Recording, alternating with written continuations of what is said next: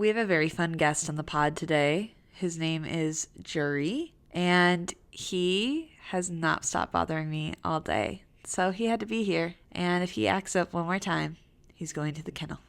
So he better watch himself. Before we begin this podcast episode, I just want to acknowledge it's been a tough week. How is everybody doing? If you're a Minnesotan especially, it's been an incredibly hard week. With all of that, I don't want today's episode to be about that, but I also felt remiss if I didn't mention it and we didn't bring it up and just acknowledge that that's what's happening around us. The heaviness of the subject was part of an inspiration for my topic today, and I want to talk about why social media feels so heavy, what we can do about it, and where I think social media is going. This is going to be a little bit of an acknowledgement of current trends and things that are maybe going to be happening in 2026 based on trend analysis, but I think also it's how we can utilize social media better to not leave it feeling depressed, isolated, like we're less than other people. I want to talk about how we can use social media to feel uplifting, to feel hopeful, to feel actionable, and how to use it to our advantage instead of it taking advantage of us. This week, TikTok rolled out an updated privacy policy that allows them to collect more detailed behavioral and location data, like your exact GPS location when on and off the app, your racial or ethnic origins, religious or philosophical beliefs, sexual orientation, citizenship or immigration status, and that data can now be used across broader advertising and AI systems. Now, they claim, like other platforms, this is solely based on what you share online and also what you're engaging with, what you're interacting with, what you're passionate about based on how you use their app. A lot of social media platforms do that as well. They say that they're collecting it for advertising purposes. That's not rare. That's what other social media platforms also say is for cookies, for giving better algorithm recommendations, things like that. So I feel like that aspect of it, yes, feels a little scary, but when you really look at the big picture, other apps are already doing that. So I don't think that's a rarity for them to just remind us what they're taking data collection on. Layered on top of that, I think, is the issue with AI and growing concern of usage of images and videos, especially when it comes to children. The Washington Post also recently reported on growing accusations that TikTok suppresses certain political content. So TikTok has publicly stated that political accounts have tighter restrictions, limited monetization, limited fundraising tools, and fewer promotional options. The platform wants to stay entertainment focused. I get where they're coming from. I understand a lot of social media really is search engine or entertainment focused in general, but I think what TikTok is missing, and if other platforms continue to go the same route that TikTok is kind of leading, I think the issue is that social media used to be just about entertainment. It used to be a place to escape. It used to be a place where you could discover creative talent, actors, comedians, musicians that you liked, small indie groups, people who were independent writers and filmmakers could promote their stuff. So it was very entertainment based. I think the issue is that social media now is one, culture shaping, but it's also a lot more news focused than it used to be. The younger generations, Gen Z, Gen Alpha, and some millennials really use social media as their news source. So to take away funding from people who are reporting news live in action, what's really happening, especially in a day and age where we already don't trust media sources in a general sense, I think that's really maybe not the best take, is to limit the search options and the access to information regarding news that people in real life are giving to other people in real life. When platforms get to decide what's amplified and what gets buried, that also shapes how we're viewing the world as consumers. This isn't just TikTok, but this is every algorithm. All of them have specific things that they tend to bury and other things that they tend to elevate. And every For You page gets to quietly dictate what you get to see and what you get to interact with. And whether or not you love TikTok, I think this moment is representing something greater. It's a discussion starter about social media overall. What has changed?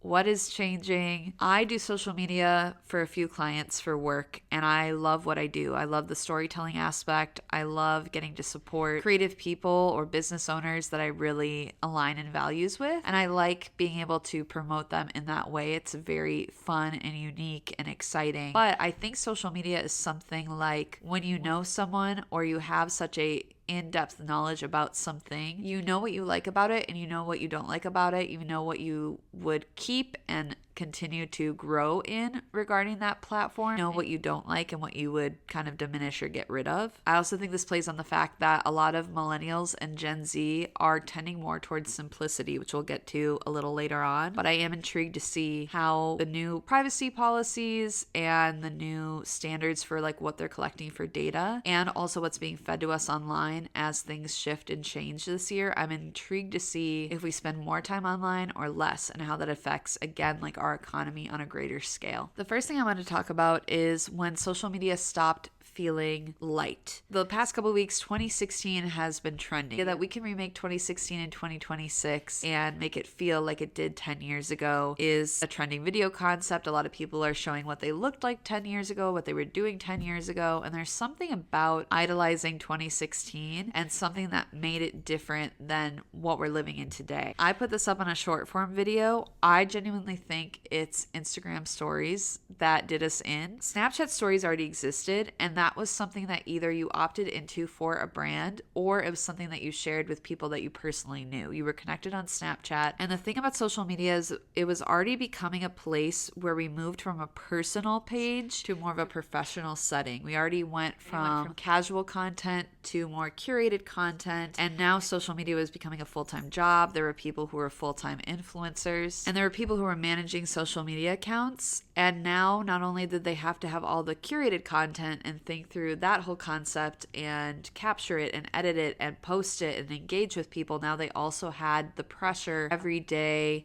off the cuff, casual content. Before that moment, posting felt optional. Being involved online felt like an optional thing that you could do, whether it was just sharing something with friends and family, life updates, big things like that, or whether it was, like I said earlier, someone who is sharing like art or something they created on a greater scale with more people than just the people who were like in their homes or people they saw personally. Stories created an expectation of this constant presence, this idea that social media should be part of your daily life and everything that you're doing. It went from this like, what do I want to share, and be intentional about it, what you're sharing really matters, to this idea of like, why haven't I shared today? And this anxiety that came with that. That shift added invisible labor. You weren't just living, you were documenting. You weren't just attending, you were curating. The idea was to create community. I don't think it was created out of a bad heart, and I think it was made to take something that was kind of impersonal and make it more personal. So you like these people who are creating this type of content. You want to know more about them. You want to be more engaged in their lives. Who are they? What do they think? What do they feel? What are they interested in? I think that was the point of why it was created, was to truly have more of a social media online presence. It started to give unprecedented access to people that we were idolizing. These were people you felt close to,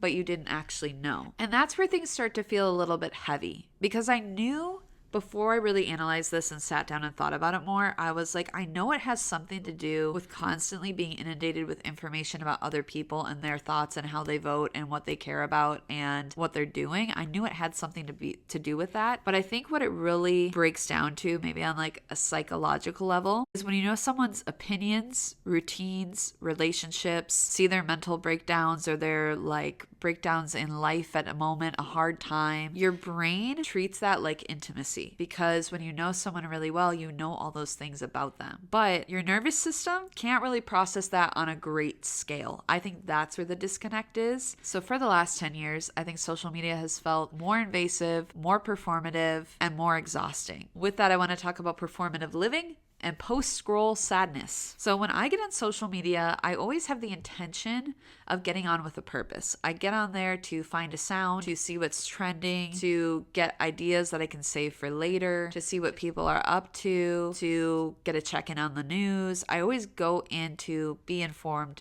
be educated, make more connections, create deeper community. But when I leave social media, I'm rarely feeling more connected, more purposeful. I don't feel inspired. I feel unmotivated a lot of times. I feel depressed. It creates this anxiety because I'm wasting time on there, but it's also creating anxiety of not being good enough because I start to compare. We talked about this last week with bad habits. You can do things in your life that make you compare yourself to other people and compare yourself to a version of yourself that you've created in your mind that isn't realistic. And I know I'm not alone in that, because I think social media trains all of us to live in a constant evaluation mode of comparison. Some things that I tend to ask when I get off of social media is, am I doing enough? Am I behind? Did I miss something of importance? Was I not invited to something that I feel I should have been invited to? There's also this decision fatigue. What do I wear when I go online? What kind of content am I posting? What's my caption going to be? What event do I need to go to so I can capture it for social media? And that fatigue starts to spill into your real life. And I find that things that should feel exciting, I think it was Bo Burnham who talked about this like on a greater scale, maybe like in an interview or a podcast or something. He said that when we get to important moments in our life, we have an idea of what they're going to feel like because they've already been portrayed to us in media. I'm going to try and remember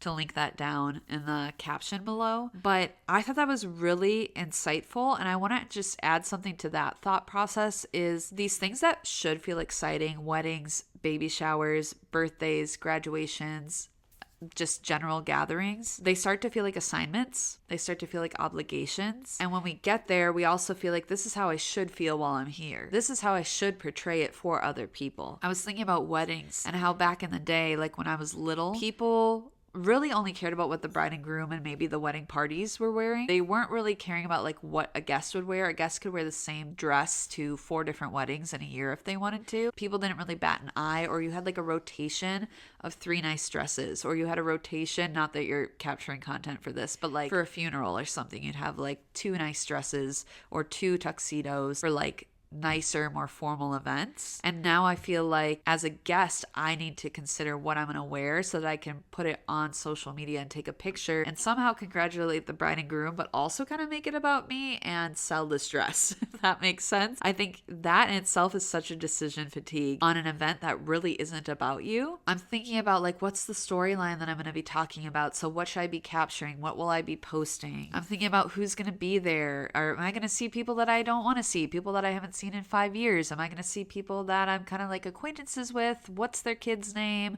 What's their husband's name? Like, how did we know each other? Oh yeah, your face is familiar. Those are things I'm already thinking about going into an event. And then adding in the fact that you're now connected on social media, so you should know who they are, adds another level of pressure. The 2 biggest questions surrounding events that I think are really important are, will this be documented? Because that changes how you interact with the entire event. I think we used to be able to go to a wedding reception and it would be sweaty and we would be dancing and nobody cared. Now people are taking pictures on the dance floor. You have to be a good dancer. You have to have like an amazing like vibe to you, and the wedding needs to look really fun, and you as a photographer have to capture all of that. And when I go to events, sometimes I'm like, I don't really want to capture this. I don't really want to take a picture. But then there's this internal feeling of like, well, will I regret not capturing this? Will I regret not having this like in the archives? Will this be something that I will miss in the future? I think a lot of it is future focused and you're not living in the present. And really overall, to summarize this section, like life events become content opportunities when they're supposed to be something that is a gathering point and a community builder and a unifying of families and an exciting chapter for somebody that you're celebrating. Instead, it's becoming about the content surrounding it, or like having a crazy aesthetic for that event that other people remember or other people are impressed by or other people document. And there's a lot of pressure with that. The next section I want to talk about is your algorithm versus your reality. One of the sneakiest effects of social media is giving us the impression based on our algorithms, which your algorithm, by the way, is like what we like, what we're inspired by, what we save, what we interact with, what we keep coming back to for more of. So it's basically like what you're liking, what you're commenting on, what you're sharing, what you're saving, what you're engaging with shapes the algorithm that you have, which psychologically makes sense because these social media platforms want you to return. And when you're bored, they want you to be entertained. And when you want to look something up, they want you to look it up on their platform. That's why a lot of these algorithms have also kind of adapted into search engine bases, so that when you search, it becomes like Google or it becomes like Yahoo or like a search engine in that way. And it can give you the answer and it gives you exactly what you're looking for. And it's like training an algorithm to what you like and what type of things you are interested in. It makes sense why they do what they do, because they have to make money for advertising to keep people coming back to see advertisements, to have sponsors for social media platforms. But I think the scary part about algorithms is they really shape our sense of reality. A lot of times I will leave social media being like, well, everybody thinks this. Everybody knows this content creator. Everybody's having this conversation, because that's what I'm seeing online. Even you might not realize this, when you go to Instagram, the order of Instagram stories and the order of posts that you see are based on your algorithm. It's not based on chronological order. Some people know that. People who are really involved in social media know that. But like, I'm telling you as a person who maybe doesn't do social media for work, you're just someone who consumes content. When you go to your app, what is being shown to you, even on a personal level for people's lives, is what you're most likely to interact with and stay interacting with. When I go offline, I start to realize like, oh, I'm having conversations with people and it's not as black and white as I thought it was. Like, these people are not agreeing with me on this aspect, but I thought everybody agreed with me on this aspect because I'm being fed content that tells me that what I'm thinking is the right way of thinking. That's also where we get really extreme political views too, or extreme groups where people are like, no, everybody thinks this way, and anyone who doesn't is stupid. And it's like, that's because we're being fed day in and day out that we are correct. Another way that this comes out is sometimes I think because I like a content creator or an influencer or like a personality online, I'm like, surely everybody knows this person because they're so popular. And then you talk to someone, they're like, no, I don't know them. And I'm going to clarify this really quick because I think our idea of following and numbers is so off. If you filled a room with 10,000 people who cared about what you wanted to say and wanted to interact with your thought process, your knowledge, your insight, your skills, we would be thrilled. That would potentially be like a sold out show. But when you are online, 10,000 followers is like a micro influencer. And so sometimes when I go and I look at content, I'm like, everybody knows this person. And then I look and they only have like 10,000 followers. And I'm like, oh, I'm actually part of a very niche group online that I didn't know other people weren't a part of. And sometimes I'm like, oh, you know, this trend on TikTok. And people will say, no, I don't use TikTok. Like, even on an app level, sometimes I'm like, well, of course you know what I'm talking about. And they're like, no, I don't.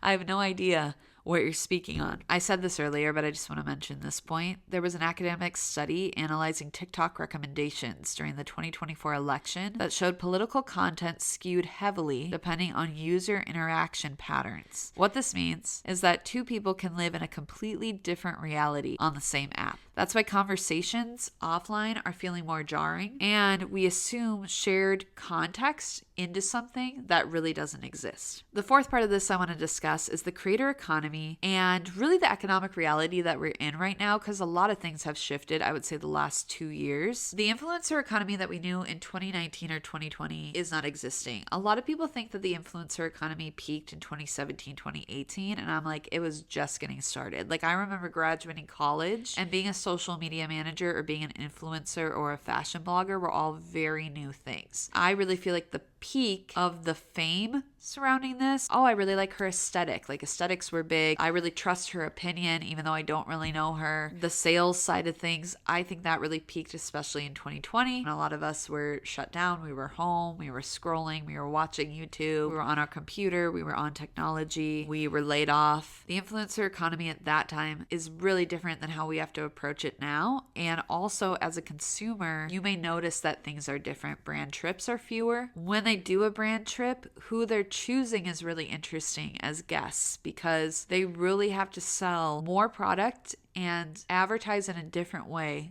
than they did before. Pay rates are tighter. A lot of content creators will tell you this. Pay rates as a social media manager have gotten tighter. Pay rates as content creators is getting tighter. There's less budget because of the economy. Deliverables are higher. So what the brands are demanding from the content creators or the influencers is also growing. They're having a lot more deliverables that are necessary for the same or less amount of pay than we had 3 or 4 years ago. And I think something that also plays into this is that audiences are really skeptical. They're like, are you just doing this to sell something? Are you doing it because you actually believe in it and you like the product? Why are you endorsing this product or this brand? And also the value of the brand is something that is playing in a very different way than even 6 years ago. So I looked through a few creator economy reports on LinkedIn and Forbes, and what I found is that brands are shifting away from splashy aspirational campaigns. And basically what splashy aspirational campaigns means is it used to be very cool to follow someone who was going on a brand trip to Bora Bora and living like a celebrity. It used to be cool to do house tours of your new mansion that you made off of your YouTube money. It used to be cool to do giveaways of $500,000 of designer bags. We're moving away from that because that's also not where the economy is. And the thing is, when it comes to the content that people are creating, what people are selling and influencing, is they have to keep up with the economy and where it's at for the average person in whatever country they're in or whatever country they influence the most. So what we're moving towards is more user-generated content, or UGC. Some people might say that. What that is showing how a product is functional within your everyday life. That could be anything from, if you ever get those ads that are like, I used to have fine line and wrinkles, and I just didn't have any idea what I would do. But now I just wake up and I swipe this product on and I go about my day, and look at, this is my before and after. Or sometimes it'll be, what I get a lot is the like curly hair routines where it's like, I used to rip out so much hair and my hair used to get tangled and I could never get the perfect curl. But then I use this detangling brush, and you can find it on TikTok shop. Like, that's user-generated content. It's like a quick little blip of like, I used to have this problem and this product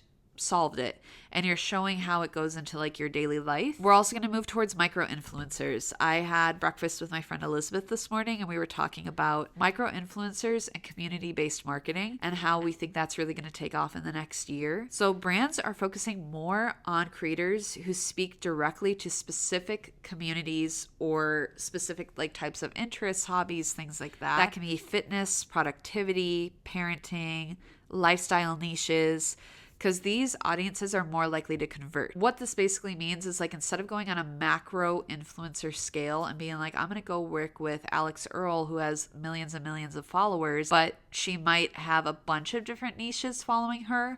I'm going to go to this micro influencer who has 50,000 people following them, but all of these people care about fitness, and my product is a fitness product. So they're more willing to pay a micro influencer because they understand that their ROI, their return on investment, is going to be greater because that group of people already cares about the product and about that like idea or lifestyle, or has already ingrained it into their everyday life. So this product would be a natural addition. Another thing I've seen that can be difficult for people who are just getting into the influencer sphere is we're definitely going to this model of ongoing partnerships. So when you used to see people kind of do these off partnerships where it just kind of be random, like, and I'm going to tell you about this product like I've never talked about before. This idea of like post for pay, reaching out and being like, hey, I really love your content. Here's what I think we could do. I'd love to send you some product and pay you whatever amount, and then you just do it one time. You have a 90-day turnaround time, and then that's it. Now they're doing more long-lasting partnerships where creators contribute to the measurable outcomes because they actually have like some skin in the game, and it's more easy to track conversions, sales, what traffic is coming to your page, because was it that you use this influencer or this one, and instead you're just sticking with one influencer for 6 months, and you're seeing how it influences the outcome of your brand and your products and your sales. The traditional model of just buy this, just take this thing, this product is going to solve all your problems. That traditional model of, hey guys, here's an item, buy it, I like it, you should too, that's going away. The reality is that discretionary spending has gone down. People are more tight with their budgets, and so influencers have to adapt to that. And that's sometimes why social media feels so hollow, because people can acknowledge that their lived reality is not somebody else's lived reality. And I don't think if you're a content creator that you have to go live in a way that's not realistic to you, but I would expect some fallout from that if people can't relate to what you're doing or how you're living, because it just is a time where people are already feeling kind of fatigued, they're already feeling down, they're already feeling overworked. And so you can keep living how you want to live, but do expect that there will be an outcome to that in the form of following and engagement. I also do want to advocate for the creators, because even though the creator economy as an industry is huge, a lot of creators still face unstable earnings. 58% of creators struggle to monetize content in 2024. That's over half. 46% said success is difficult. 41% struggle with burnout. Research from earlier forecasts, which I think when I looked in this was like 2021 to 2023, showed only about 4% of creators make more than $100,000 a year, which to some people sounds like a lot, but the thing that you understand is these creators that you're seeing that are making millions of dollars, they are the rarity. The vast majority of people who do content creation are making less than $100,000. So if you are making less than $100,000, you're not a loser. You're not a failure. You're actually a majority of people who are doing content creation as work. I want to finish off this podcast talking about what I think is going to stay the same in 2026 and then what we might see some changes in going forward based on trend forecasting and platform leaders and what they're talking about. Short form video is going to stay the same. It's always going to exist. I am intrigued to see if we tend more towards a longer form video. I know YouTube is stabilized and doing really well right now. So I feel like long form content will come back into the forefront, but I don't think short form is like going to go away. Algorithms will obviously stay. They're part of like the coding of your platforms that you're using. So those aren't going anywhere. I will get into in a little bit like how we can change our algorithms and how we can have better content coming to us. I also think digital connections will stay, as much as I think that, again, I'll get to this in a second, like in real life experiences will be prioritized this year. I don't think that like digital and social is going anywhere. Those things are going to stay. I think we're going to see a difference in what we consume and what we're creating. So that brings us to where social media is going. Number one, I think we're going to prioritize smaller communities over mass reach. So like I said earlier, with the types of influencers and content creators that brands are choosing, I also think that we as consumers are going to get more involved in specific niches and interests. And we already see this with things like you can have private groups, broadcast channels, Substacks, podcasts, Patreons. I think what people really crave is depth with people versus knowing a lot of people. Instead of following a bunch of people, they really want to dig in with specific creators that they already like or people that they know in person that they want to hear more from. I think why this is different versus like Instagram stories is this is more of like a person-to-person discussion. When you do a longer form video, when you do a podcast, you can give more of your body language, more of your nuance to your thought process, and that creates a depth of understanding for how you got where you got in terms of your opinions. Versus you have things like Instagram on stories like where you repost, you're just regurgitating somebody else's thoughts, somebody else's words. I'm not saying there's anything wrong with that. I'm just saying that doesn't create depth. It just gets a word out, but the word is very short and sweet and something that people can digest easy. Also, I think Instagram stories are more of kind of like a random thought here and there versus if you're listening to a podcast like you are right now, you're getting like a deeper thought and breakdown on like what I'm interested in because you're interested in hearing from me and hearing from my thoughts. Second, I think we're going to have more narrative content. So what I mean by this is that traditionally the type of content that you've seen is more like performative.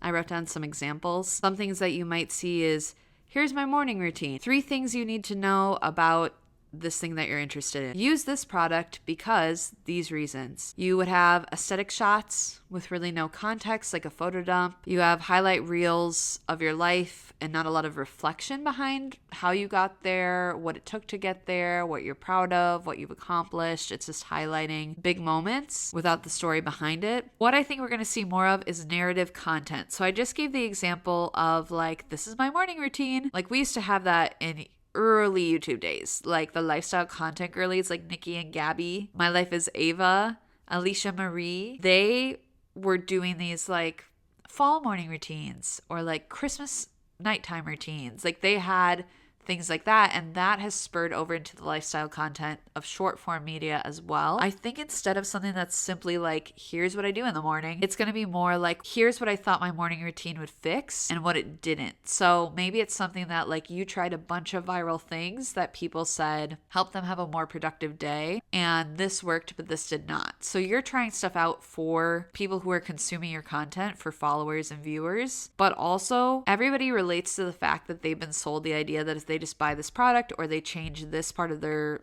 their schedule and their routine, their whole life will change, and it hasn't happened. So people relate to that idea. Other ideas that you could use is, I tried this for 30 days and this is where it fell apart and this is where it helped me. This moment changed how I see my career, my faith, my friendships, my family, things like that. I didn't post this in real time because I felt insecure about it. So the idea is not so much, here's factually what you're looking at. It's more about telling a story. So it's more about storytelling and connecting and building a community through what you're creating. But you might still be showing shots. Like I did this recently when I was in LA. I did a video for a group called Hot Holy Healed, and I attended an event, and all I was showing visually was different things about the event. Where was the venue? What was I wearing? What were we doing? We were doing Pilates. We were drinking matcha lattes. There were girls doing like funny little dances, funny little poses, taking pictures, doing videos. But I'm talking about how when we go out of our comfort zone and we meet new people, like we're benefited by that. But the visual of that was just the event. So I didn't have to come up with a whole new visual concept. I just had to tell a story while showing you a visual of a time that I put that into practice. Third, I think we're going to see a return to real life. So I was born in 1995, and a lot of people that I know who are kind of in this millennial, early Gen Z, like older Gen Z time frame, they really feel like they want to shift to like a simpler time. I think we're going to see more in real life events, hobby groups, different clubs, book groups, craft nights, church groups, walking clubs. For the last decade, the way that we did content creation and like what we showed online was we would live our life. Content was created. Our life was surrounding the content that we were creating. And then we measured our value by how it performed online. I went to this event. The entire time I was at the event, I captured content and then I put it online, and my video didn't perform as well as this person over here. And when we're consuming that, I think also we view it that way because we're like, oh, I didn't know about this event, or I'm never invited to these things.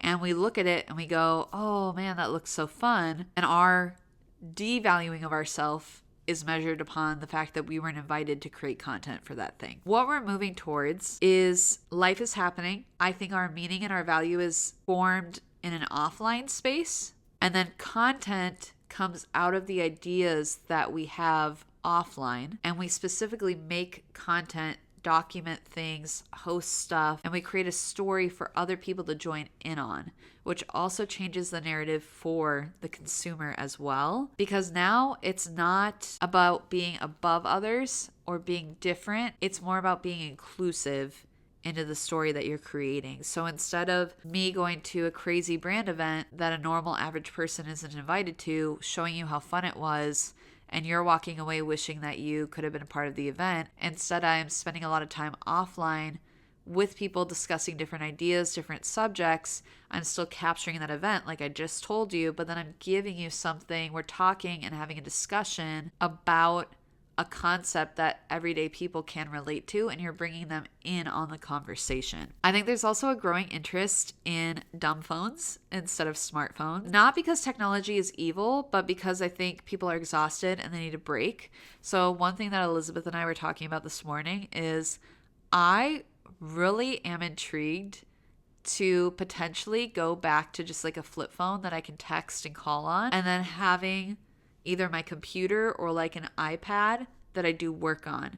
I think a lot of this overlap between the people who are working on their phones or on their computers, on technology, and then also utilizing it in their free time, it's hard for their brain to separate between those two spaces. I think also like not being available all the time just sounds really nice to me. Like I don't want to have it be convenient for you to get a hold of me all the time. And frankly, like ever since I came back to Minnesota, I've been so horrible with text because I just don't care anymore. I'm just happy to see people and like be in person. We're seeing a rise in screen limits. Now, I'm going to be honest, I'm not very good at screen limitation. When I get my limit acknowledgement for the day and it's like, you are done on this app today, I just ignore it every single day. Every single day I get that notice, and every single day I ignore it. But there is a company, and there's products like this all over, but the company I'm thinking about is Brick. A lot of influencers are promoting it right now because basically what you do is it's something that you put on your phone and it locks your phone. So like you can't just pick up your phone, ignore a limit and keep going. Like it's bricked on your phone for like an hour a day or whatever limit that you set, and you can't undo it once the brick is on. And I think that type of thing we're going to see a rise in, again, as people want to do more in real life events. And then I think it'll be interesting to see, at least in the Christian community, we do a lot of like, I'm doing a social media fast, or I'm fasting from being online. I think we're going to start seeing app detoxes. I think there's going to be such a difference in apps coming up that we're going to be picking and choosing which apps benefit our lives and which ones we're going to detox from, we're going to step away from, and we're going to be done with. The last thing I want to say before I close is that the way that you interact with social media not only informs an algorithm, but it informs decision makers of that platform of what you as a consumer value. And if we change the way that we interact with social media platforms will have to adapt to what we want to do. We just saw this with a general strike here in Minnesota on Friday. When you stand up and say that I will inconvenience myself or I will make a change in my way of doing things to communicate to you what I want, I think it does make an impact overall. And I'm intrigued to see if any of you go and like try this, like try to interact with new things or different things or look up stuff that you've never looked up before that you're interested in. See if you can like reshape your algorithm to something you enjoy, which then informs higher ups as they're doing trend predictions,